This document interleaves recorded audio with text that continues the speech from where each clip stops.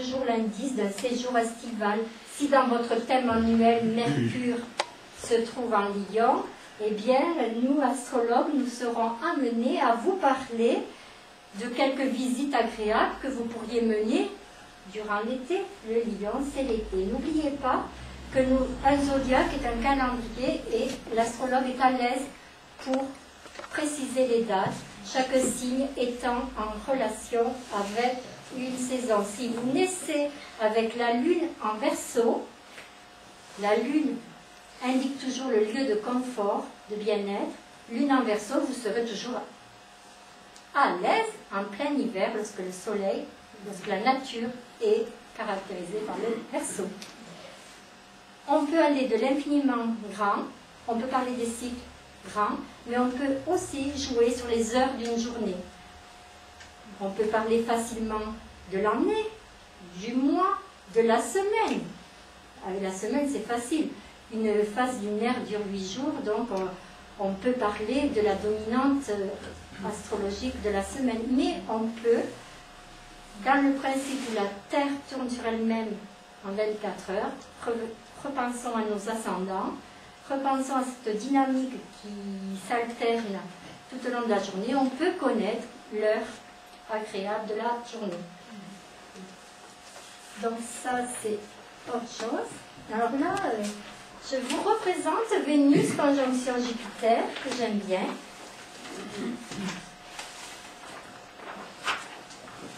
Alors cette configuration se ramène, excusez-moi, mais se définit tous les ans, toutefois. Donc c'est intéressant de connaître les dates de Vénus conjonction Jupiter. Alors si vous avez une éphéméride à la maison, et si vous saviez, peut-être certains d'entre vous savent le faire, Dominique sait le faire, elle peut regarder, elle peut se référer à Vénus Jupiter pour connaître une période où, ma foi, il y a un petit cadeau pour chacun. À l'envers. Alors là, nous avons le thème de Mary Poppins. Alors le thème va être enchanté. Les deux astres bénéfiques avec Vénus-Jupiter, encore une fois. Merveille de merveille. Mais quand on pense à Mary Poppins, on pense à Walt Disney. Dites, vous savez ce que je veux dire quand je parle de Vénus conjonction Jupiter, le plus de Walt Disney. On voit une affiche Walt Disney, nous sommes enchantés. Mais c'est encore mieux quand Mary Poppins interviennent. Donc, parmi nous, il y a sans doute quelques Mary Poppins, les personnes nées avec Vénus conjonction Jupiter. Mais il y a là plein de planètes dans le Capricorne. Le natif dirait, j'ai dit ce que j'avais à dire et voilà tout. On reconnaît le caractère obstiné du Capricorne. Mais signe d'hiver, le natif répondrait, je n'ai pas l'intention de me donner en spectacle, froidement. Il se fait toujours très bien comprendre. Lorsque le natif parle, il n'y a pas l'ombre d'humour, il est toujours très sérieux. Comme quelqu'un à qui on a l'habitude d'obéir sans délai. Nous pourrions parler de Mary Poppins encore davantage. Là, je vous présente une autre personne que vous connaissez tous et qui illustre très bien le tempérament du signe du taureau. Ah, j'y arriverai, moi. Voilà, Aruntaziev. Taureau. Le natif aime à se placer d'un point de vue réaliste. Il intervient sur terrain difficile. Tous les taureaux ont un point commun avec Aruntaziev. Ceci dit, le soleil précisera si nous avons affaire au taureau premier décan, deuxième décan, troisième décan. On peut définir des caractéristiques particulières pour chaque décan. Pour chaque signe, premièrement, pour chaque décan, mais aussi, et ensuite, pour chaque degré. Nous sommes plusieurs Verseaux, certes. Certains premiers décans, nous sommes peut-être plusieurs premiers décans, mais nous ne sommes pas tous du premier, du deuxième, du 10e degré. Nous pouvons définir le point démontrer le caractère de chaque degré. C'est intéressant. Surtout lorsqu'une planète lente passe à ce degré, on sait qu'elle va rester sur ce degré une année. C'est bien d'étudier aussi ce qui se passe sous le degré. Donc, Arum Taziev, Jupiter en Verseau. Là, nous pourrions parler au Sagittaire et au Verseau. Jupiter étant la planète du Sagittaire. Donc, Arum Taziev, bien qu'il soit taureau, mais on voit qu'il a une façon de faire qui est celle du Jupitérien et du Verseau. C'est un globe-trotteur. Le natif de Jupiter en Verseau souvent collabore à l'élaboration de la science. Ici, la recherche entre dans diverses zones du cosmos. Soleil dissonant Uranus. Intéressant, là nous parlons d'une dissonance. Il y a Mars qui ne s'accorde pas vraiment avec Uranus. Le Soleil est concerné toujours. Une pluie de diamants, nous penserons au volcan. Mars dissonant Saturne, l'idée du volcan. Donc il y a quelque chose de remuant qui surgit, qui peut intervenir à tout moment lorsque cette configuration se forme. Dans le ciel de Arum Taziev, nous penserons au ciel écarlate, nous penserons au risque, nous penserons au trait intrépide du caractère, à l'image rebelle que nous avons à l'approche des volcans, à ce sursaut de colère, à l'empressement. Voilà ce que je peux vous dire sur Arum Taziev succinctement. Alors là, j'ai quelque chose qui pourrait plaire à certains d'entre vous. Voilà. Nous avons le thème de Beethoven. Alors, le soleil est en Sagittaire. Je vais donc parler un petit peu du Sagittaire. Né à la fin de l'automne, voici le maître de la variation. Variation, pourquoi? Parce que c'est la fin de l'automne. Le Sagittaire est un signe mutable. Beethoven était maître de la variation. Il peut parvenir à des transformations extraordinaires, le Sagittaire. Le procédé favori consiste à faire évoluer la mélodie sur des accords parfaits. Cela caractérise le style Sagittaire. Il passe pour conformiste. Son style personnel le constitue en rien une infraction aux règles classiques. Il est être libéral, libéré, affirmé, il s'exprime, mais en même temps, il a ce côté diplomate et il s'intègre bien à la vie de la société. Le signe du Sagittaire éveille la joie de vivre. Son vœu remplir entièrement l'attente. Beethoven met en musique l'ode à la joie. La joie, le sourire, l'expression joyeuse et heureuse appartiendraient, en caricaturant, au principe du bélier, du lion et du sagittaire. Les signes de feu.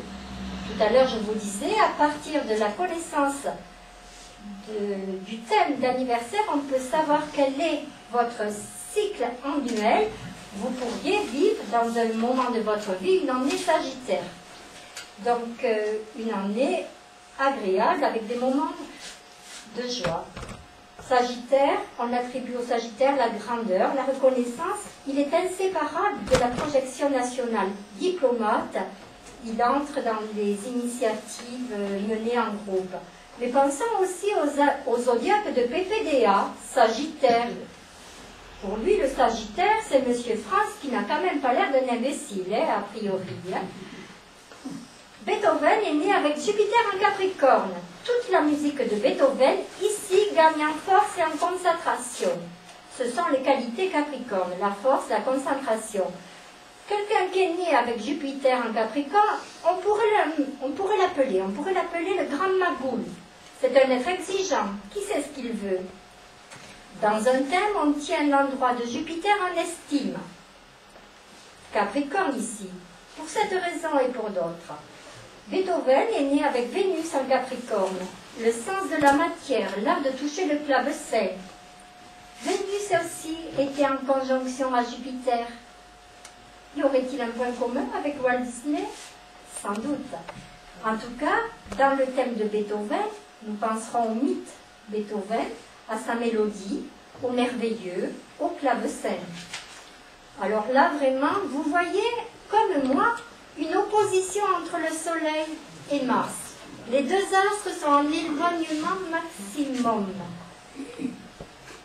Ici, nous parlerons d'un célèbre accord dissonant, c'est-à-dire que les deux astres sont en opposition Qu'est-ce que ça peut donner lorsque le Soleil passe à l'opposé de Mars?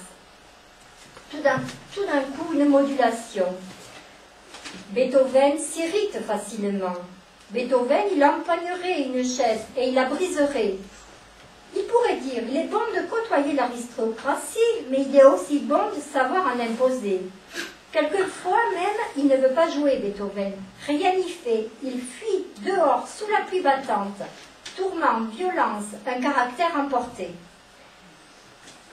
J'espère que ça ne vous inspire pas, hein, les soleils qui sonnent en Mars. Cette exubérance dont je parle se retrouve dans sa musique et cela a produit un effet spectaculaire sur l'auditoire. Cette opposition, si elle se révèle parfois source de contrariété, dans son œuvre, elle implique un rythme, une dynamique. Il serre les poings Beethoven, mais il joue aussi sérénade. Cet accord dissonant se reformera maintenant, prochainement, le 3 mars 2012, quelques jours avant, quelques jours après. Cette dissonance de Beethoven, identique, se reformera dans l'axe Vierge-Poisson. Voilà les signes du zodiaque concernés. Prenez vos précautions si vous avez des vierges, des balances à proximité. Mais en 2000, je parle de 2012. Toutefois, il y aura une situation naturelle similaire lorsque le Soleil et Mars seront en dissonance. Ce sera donc en 2010, début mai, dans l'axe Taureau-Lion. Le thème de Beethoven, nous remarquons le Soleil et Mercure en conjonction. Mercure, l'astre de la communication, de l'intelligence, de l'éveil, du mouvement, des choses nouvelles qui surviennent spontanément, les occasions fugitives, les opportunités. Mais c'est aussi vous et moi, la relation aux autres. Mercure, dans un thème, présente toujours la diversité, la multitude, le mouvement, les multiples capacités de Beethoven. Mercure se trouvait dans le signe de la Vierge, comme le Soleil. Quand même, disons-le, le Sagittaire est un prince. Prince il était par hasard et par naissance. Par hasard avec Mercure, par naissance évidemment avec le Soleil. Selon Mercure, disons-le, il y a eu et il y aura encore des milliers de princes. Je vous le disais, Mercure c'est toujours la multitude. Il y a toujours quelque chose de double avec Mercure. Vous pourriez le constater en étudiant un petit peu l'astrologie. Actuellement, Mercure passe en bélier. Les béliers peuvent vivre une période remuante, une période de rencontre, de discussion, d'opportunité. Alors Beethoven, ou le bélier, ou Mercure sont des personnes à l'heure. Ce sont des gens qui vivent Mercure et ce sont des personnes qui bénéficient d'une bonne chance temporelle. À la sortie de Mercure d'un signe, le Soleil reprend son règne. Revenons au Soleil dissonant Mars qui aura lieu prochainement. Qu'est-ce que je peux penser? Je pense au coup de sang que nous pourrions avoir. Pour une petite chose, pour une grande. Chacun à sa mesure.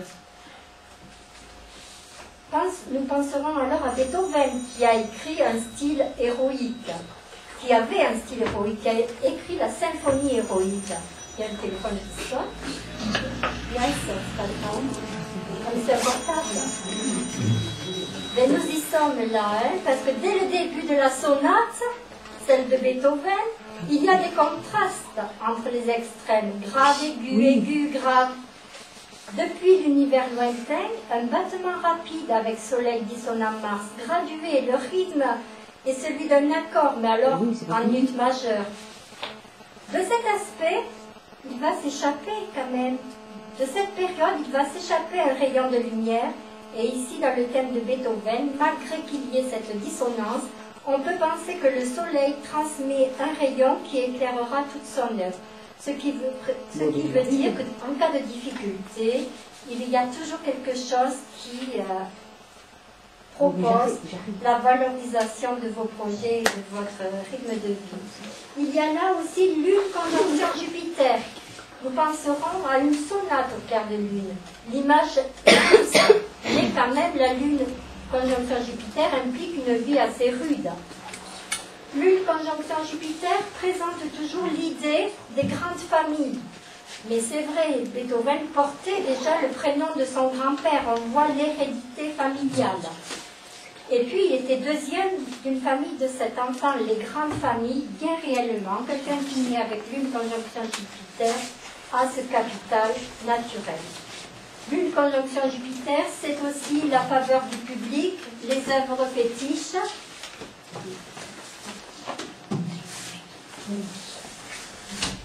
Les Mars en Gémeaux sont très pressés. C'est un signe qui va dans ses diverses activités. Nous parlerons du lion avec Beethoven. Saturne se trouvait dans le signe du lion. Il a écrit la symphonie héroïque, je vous le disais. Ici, les natifs du lion diraient fort bien, d'un ton tranquille, avec dans la voix une sorte d'autorité sereine. Saturne et le lion c'est toujours le cœur des choses, le cœur de l'année, les plein été, l'union de l'amour et de la force, la gratification, on passera au lion très fier et altier. En astrologie générale, nous dirons que le lion présente l'idéologie de la culture et du loisir. Un lion exprime ses activités par vocation, sa vie est un loisir. C'est la force d'expression positive du lion, qui est un être talentueux. Un fort degré d'affirmation personnelle. Le lion a toujours la joie de donner quelque chose de lui-même. Beethoven, ici lion, comme je viens de vous le dire avec Saturne, se trouve au sein des institutions et il triomphe. L'œuvre héroïque caractérise aussi quelquefois pour le lion une expression avec des côtés dramatiques. Le lion prend les choses à cœur, mais il fait aussi l'expérience du sublime. Vénus conjonction Jupiter, on sait, Beethoven tourmenté, passionné, tenace. Sur le clavier du piano, la main droite de Beethoven monte et monte plus haut. Elle joue la sonate. Alors, une note culminante nous fera tous frissonner. Mais les notes en avalanche continuent, pleines de doubles notes. Nous voyons ici la mélodie qui traduit la puissance, l'intensité et la douceur. Cette configuration de passion, d'ultra-sensibilité se reformera en 2011, le 11 février, dans le signe du Capricorne, donc similaire à celle que je viens de décrire succinctement. Uranus et Neptune, les planètes lointaines, se trouvent en harmonie dans le thème de Beethoven. Et c'est vrai qu'à ce moment-là, l'aristocratie se passionne pour la musique.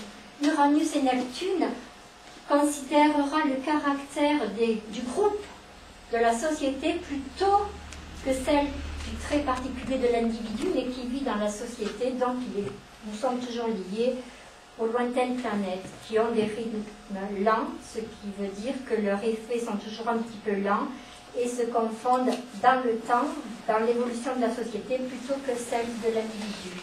Beethoven, quand même, né au bon moment, selon l'esprit du temps, Uranus et Neptune, il bénéficie de courants d'opinion favorables. Remarque, dans le thème, nous voyons un triangle. Un triangle à 3 côtés, et dans un thème, relie 3 planètes. Donc ici, en l'occurrence, Uranus, Neptune, Pluton, dans l'ordre hiérarchique. Nous pourrions penser à l'opus 120 de Beethoven, mais ici il y a une très belle armature du thème qui pourrait laisser penser, sans que nous le connaissions, que nous avons quelqu'un qui a d'une manière naturelle un profil tout à fait bénéfique et agréable. Il est né avec Vénus en Capricorne, la musique est par bonheur un élément obligatoire. L'art Beethoven exprime une attitude sérieuse qui témoigne toujours d'une maturité naturelle. C'est bien l'art des personnes nées avec Vénus en Capricorne. Quelque chose de très succinct et qui peut intéresser. Je me suis attardée sur Beethoven qui était mon thème choisi pour aujourd'hui. Alors là, je vous fais un abrégé. Mais ça mérite quand même d'être présenté, parce que je peux vous permettre de comprendre quelque chose de compliqué là présentée d'une façon simpliste, mais qui reste tout à fait intéressante. Nous avons tous entendu parler d'Albert Einstein. Cette personne donc a défini la loi que nous allons appeler EMC2, qui veut dire équilibre entre masse et énergie. Donc, il y a ici deux dates, celle de la date de naissance de Albert, deux zodiaques. Le zodiaque de naissance de Albert Einstein, incomplet. Je viens de vous le dire, simplifié. Un zodiaque simplifié, justement pour vous faire voir l'intérêt de sa loi, de sa réputation EMC2. Et on voit également l'autre zodiaque qui est celui de la date de la définition de la théorie de la relativité. Et alors là, c'est tout à fait intéressant parce qu'on s'aperçoit qu'il est né avec Jupiter-Uranus en opposition. Jupiter d'un côté, Uranus de l'autre. Ça, c'est une chose fondée. Je fais une parenthèse. Les planètes ont un ordre hiérarchique. Je vous cite l'ordre. La Lune, Mercure, Vénus, Mars, Jupiter, Saturne, Uranus, Neptune, Pluton. Donc, Jupiter, Uranus. D'accord, mais il manque quelque chose pour être dans le bon ordre. Donc, au moment où il a présenté la théorie de la relativité, nous voyons arriver exactement Saturne à 27 degrés du Verseau, à l'endroit de Jupiter. Revenons à notre hiérarchie. Mars, Jupiter, tout d'un coup, clac, Saturne, Uranus, équilibre entre masse et énergie. C'est-à-dire que notre vie est liée au rythme du zodiaque, que nous avons des moments difficiles et conflictuels physiquement, que nous vivons mal émotionnellement. Ces moments sont identifiés par des rapports entre les planètes. La perfection serait là. La loi de la relativité, EMC2, équilibre entre masse et énergie. Une dernière carte du ciel. Hop là. Voilà, vous voyez quel foutoir. Hein. C'est rien, des fois c'est pire. Hein. Et le manque de temps se voit là également. Donc, l'abbé Pierre, ici. Alors, Jupiter se trouve en Sagittaire. Jupiter, Sagittaire, position forte dans le thème de l'abbé Pierre. Pourquoi? Parce que chaque signe est en sympathie avec une planète. Et lorsque l'on est au moment où la planète se trouve dans son lieu de force, il y a un avantage certain. Rien ne peut déboulonner l'abbé Pierre. Jupiter en Sagittaire, l'astre étant domicile, c'est un des points forts du thème. De nombreux événements, bien sûr, teintent la destinée. La réussite révèle d'un consentement. Nous pourrions parler du Sagittaire aussi. Oublions un petit peu Jupiter qui renforce. Mais je parle de Jupiter en Sagittaire, donc je parle du Sagittaire. De nombreux événements teintent la destinée. La réussite relève d'un consentement, d'un accord, d'une envie de coopérer. Sagittaire, les capacités sont audacieuses. Lorsqu'une énigme laisse la préférence à la prudence, que disait l'abbé Pierre? Quel dommage! Lui, il était une personne qui osait, qui faisait preuve d'une force positive d'affirmation. Une ambiance de remous de feu, un esprit de conquête.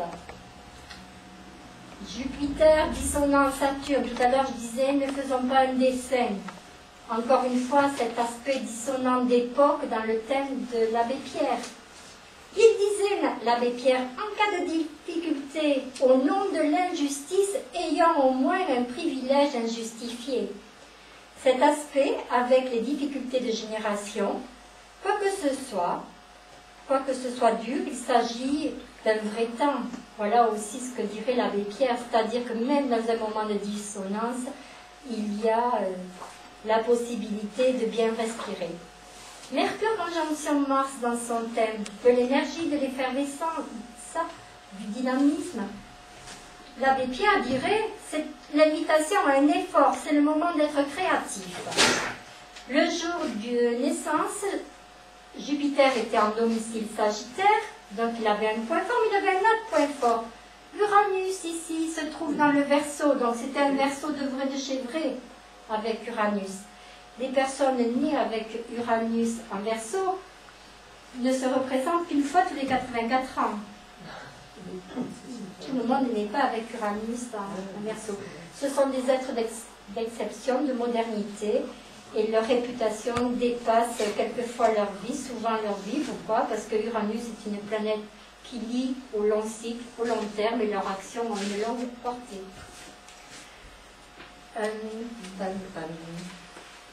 Pour finir, j'espère que je vais retrouver. Voilà. Pour finir, je reviens à Beethoven et je peux vous présenter le zodiaque de Beethoven. Le voici avec les 12 signes du zodiaque et ça va me permettre un commentaire pour chacun. Bélier. Beethoven est né avec Mars en Gémeaux. Le Bélier a un lien avec Mars. Donc, le Bélier style Beethoven serait Bélier ascendant Gémeaux, ou Bélier né avec Mars en Gémeaux. Mars est actuellement en Lion. En juillet 2011, les Béliers connaîtront le passage de Mars en Gémeaux. Ce sera donc une situation similaire à celle de Beethoven. Alors, le besoin de s'investir au travers différentes activités. Bélier doué de dextérité, de souplesse, de rapidité, goût de la conduite, de la précision. Effectivement, nous penserons à Mars en Bélier. En juillet 2011, ce sera le temps d'une cérémonie d'ouverture. Taureau. Le taureau dès la jeunesse a des caractéristiques qui lui sont propres. Le charme, c'est un être assez doux, il attire, il séduit, c'est un être souriant. Ce naturel, le signe le gardera toute sa vie. Taureau, Beethoven, ça serait un taureau style Capricorne, agréable, aimable, bienveillant. Le natif dit, une chose est juste lorsqu'elle tend à préserver l'intégrité, la stabilité et la beauté. Le taureau est en relation avec Vénus, qui aime l'art. Vénus, dans un thème, démontre l'endroit où il y a des facilités. Le secteur bien influencé, où il y a l'agrément. Ça peut être dans la vie professionnelle, par rapport à la santé, par rapport à la vie financière, par rapport à la vie familiale, par rapport aux expériences de vie, et pourquoi pas dans les difficultés. Certaines personnes ont un atout à ce moment-là. Quelquefois, lorsque Vénus se trouve à un endroit précis du thème. Le Gémeaux, Mars, voici un rythme vif et bref. Beethoven porte le coup de fleuret, instant glorieux. La formule de Mars, la savez-vous, c'est un peu de la folie, mais qu'importe. Cette sonate pourrait se nommer aussi, en Gémeaux, mercredi. Le mercredi, c'est le jour du Gémeaux.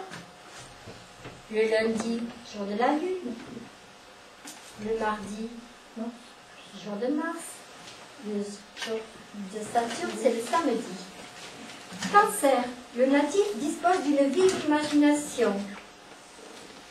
Cette imagination que l'on donne volontiers aux poètes, aux artistes, aux créateurs, noble qualité. Le cancer évoque toujours le pittoresque. Lorsqu'une planète passe en cancer, ma foi, nous avons du pittoresque. C'est le moment idéal pour choisir des destinations comme Vienne, comme la Bavière, comme la Bohème. Nous pensons tout de suite à ce côté agréable et romantique du signe du cancer. Lion, nous savons maintenant Beethoven né avec Saturne en Lion. Le natif veut donner toute son efficacité à son action bienfaisante. Cependant, il est bien quelquefois obligé de déroger à ses principes, parce que les choses sont parfois plus difficiles qu'il ne le souhaiterait. Le lion est hostile au régis. Vierge. Beethoven est né avec Neptune en Vierge. Tout au long de sa vie, le natif connaît des coïncidences. C'est parfois comme ça avec Neptune, qui donne aussi et qui traduit le sens musical. Neptune est la planète du poisson, sensible, intuitif, signe d'eau. Les effets de Neptune sont souvent dans les terminaisons, avec les principes de médiation et de transition. Je suppose que tout le monde ne me comprend pas, mais il faut trouver les mots justes pour parler du rôle des planètes lointaines, et ce n'est pas toujours facile. J'essaie malgré tout de simplifier. Balance, nous penserons à Vénus. Il y a relation entre Vénus et la balance. Balance avec ses facilités intellectuelles, son sens artistique, la réussite par les associations. Saturne arrive prochainement dans le signe de la balance. Bien dit passé, je vous l'expliquais tout à l'heure, va revenir. Saturne en balance, c'est la période 2010, 2011, 2012 pour tous. Saturne transite le zodiaque en 30 ans. Nous allons bénéficier de l'avantage de Saturne en balance. C'est très très bien pour les signes d'air, les Gémeaux, les Verseaux, bien sûr les balances. Mais tout le monde aura l'avantage de cet équilibre naturel pour la vie du groupe, de la Terre et individuelle. Saturne va passer dans le signe d'air. Le natif de la balance, on le sait, cultive de la souplesse de principe quelquefois. Mais il est toujours question de droit, de défense. La balance aime la clarté et aime mettre un terme aux méli-mélos et aux intrigues. Scorpion, caractère énergique et réalisateur. Beethoven, natif de l'année du tigre. Mais cette personne est née aussi avec Pluton en Capricorne. Cette configuration tout à fait nouvelle pour nous, puisque actuellement Saturne entre dans le signe du Capricorne pour y rester de nombreuses années. Donc Pluton en Capricorne, dans le zodiaque de Beethoven, et ce sera ainsi pendant plusieurs années. Scorpion, on pourrait dire que le point commun avec Beethoven, ce seraient les traits du chef. Un chef doit en effet avoir des aptitudes, la patience, la fermeté, la maîtrise de soi et le sens de la destination, tel Beethoven, le Scorpion. Sagittaire, le signe du savoir, celle du maître d'école, philosophie, philosophus. Le Sagittaire attend l'aspiration. Notre personnage n'est-il en terre de conquête? La richesse du zodiaque Sagittaire, la richesse de ce coin de ciel, c'est les nombreuses étoiles. Il y a beaucoup d'étoiles, de nébuleuses, mais aussi la Voie lactée. Prochain passage d'astre en Sagittaire, oui, la Lune, le 2 avril, après-midi, le 3 et le 4, jusqu'à 20h. Capricorne maintenant. Beethoven est né avec 3 planètes en Capricorne, Vénus, Jupiter, Pluton. Le signe est 3 fois plus qu'un Beethovenien, Capricorne. Il répondra à une haute mission, telle celle de l'Oblat, Capricorne, membre d'un ordre. Le signe est ambitieux, très ambitieux le Capricorne, mais il le sait. Il est dans un club, il est dans une sphère, qui est un lieu où le fort trouve son maître, qui est toujours un peu plus fort. Verseau, nous penserons à Uranus-Neptune, déjà dans le thème de Beethoven, on situe le Verseau. Donc nous penserons à Uranus et Neptune. Pourquoi nous penserons à ces deux planètes? Parce que la planète du Verseau, c'est Uranus, et parce qu'actuellement Neptune passe en Verseau. Ainsi, le Verseau propage les thèses des œuvres modernes. On décrit Beethoven comme un improvisateur. Sa réputation dépasse son époque. Lorsqu'il jouait au clavecin, rien n'était prévisible. Lorsqu'il jouait de la musique, il le savait, tout allait par sens. La musique de Neptune transforme tout. Poisson, depuis Neptune qui se trouvait dans la Vierge, maintenant l'astre a traversé le zodiaque et l'astre arrivera en Poisson. Là, un moment important aussi, car Neptune se trouvera dans son signe. Nous allons traverser aussi une période intéressante avec cette arrivée. L'astre Neptune arrivera en position forte dans le signe Poisson le 4 avril 2011. Neptune étant une planète lointaine, l'astre transitera jusqu'à la fin mars 2025. Donc, voyez-vous. Alors, pour terminer mon propos, je voudrais faire un tout petit point sur Pluton. Pluton, désormais, n'est plus considérée comme une planète. Nous avons entendu ça d'un côté et de l'autre dans l'information. Elle se voit retirer son statut de planète. Ah, tiens donc, en voilà une. Et pourquoi et comment? En effet, depuis peu, les scientifiques experts et astronomes aux États-Unis ont décidé que Pluton ne pouvait être considéré comme une planète.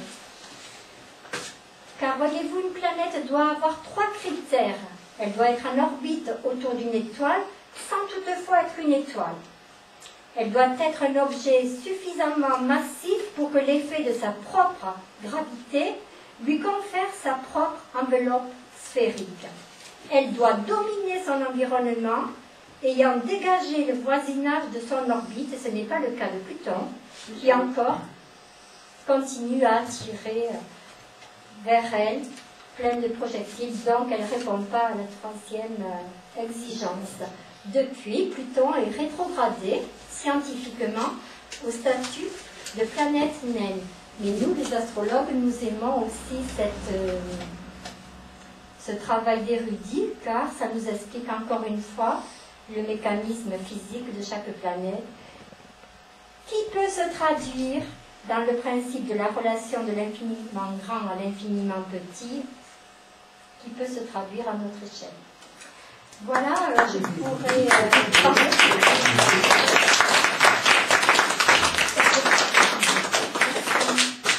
Alors, dans l'esprit chinois, nous avons parlé de l'année du tigre. L'esprit chinois amène une philosophie du temps tout à fait intéressante, qui est reconnue mondialement. Dans l'esprit chinois, le temps est irréel par certains côtés. La philosophie des forces naturelles s'appelle le Tao. Elle va dans toutes les directions. Pour les Chinois, il est un continuum espace-temps, un temps universel dans lequel des petits cycles interviennent, dans lequel un nombre infini d'espaces-temps particuliers coexistent. Ils appréhendent et définissent les cycles des grandes années. Pour eux, le temps a parfois une durée et parfois le temps n'a pas de durée. Et donc, je vous souhaite à tous une bonne année. Voilà. On va rallumer la lumière, peut-être. Qui c'est qui va rallumer la lumière?